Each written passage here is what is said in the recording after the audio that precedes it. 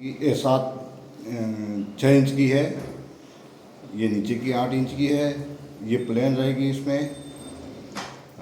उसमें ये बीच वाली में ये गैस सिलेंडर का है बॉक्स। ये है बोतल स्टैंड।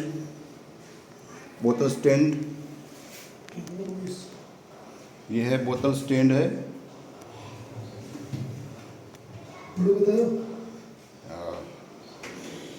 ये कटलरी, ये कप प्लेट, ये डिश बड़ी छोटी, ये कॉर्नर। ये मिस्त्री ने मिस्त्री ने गलती कर दिया है, वो पत्थर वो कॉर्नर पे दे दिया, जबकि ये पत्थर इधर देना चाहिए। ये पुश मैग्नेट है, ऑटोमेटिक बाहर आ जाता है। पुश मैग्नेट, इसमें आड़ी सेल्फ हो जाएगी। कैबिनेट,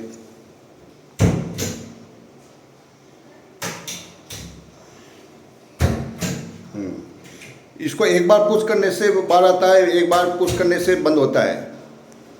थैंक यू दोस्तों।